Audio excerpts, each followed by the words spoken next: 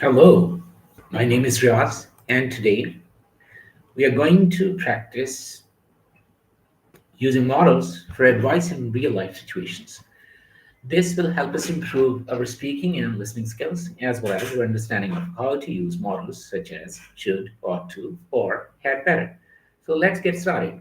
First, let me quickly explain the purpose of this activity. Today, you'll be working in small groups, and your goal is to give advice to your group members based on different scenarios that I'll provide. You'll be using should, ought to, and had better in your responses. Remember, these models are used to give advice, but they vary in strength and urgency. For example, should is a general recommendation, ought to is a bit more formal. It is used in a sense of moral obligation, and had better implies that there are serious consequences if the advice is not followed. Let me give you quick examples before we start. Imagine your friend is stressed about his or her exam. You should say, you should take breaks to reduce stress, or you ought to make a study schedule to manage your time better. And you had better study regularly, or you might not do well in your exams. Now that you've got an idea, let me explain how the activity works. Step one, warm up. I'll begin by reviewing the models of advice and their differences. I'll ask you to give a few examples and I'll provide feedback. This will ensure everyone understands how to use the models correctly. Step two, group work.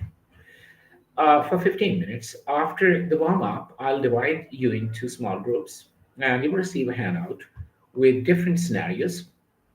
Your task will be to read the scenarios and offer advice using the models. For example, if the scenario is about a friend who is feeling stressed but about exams, your advice might be you should make a study plan to stay on track, or you ought to get enough sleep to perform better. In step three, that will be a role play. Next, I'll ask you to pair up with a new partner. You will role play one of the scenarios from your handouts. One person will act as the one seeking advice, and the other will give advice using the models.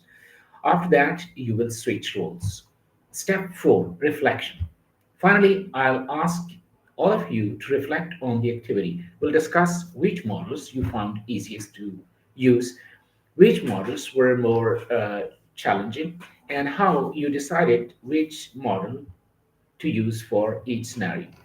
Materials for today's activity, you will need your handouts, a pen, and a timer. I'll keep track of the time to ensure that everyone has a chance to participate. All right, let's get started with the warm up. Please feel free to ask any questions if something is unclear. If something is unclear, I'm excited to see how you use models in these real life situations. Let's begin.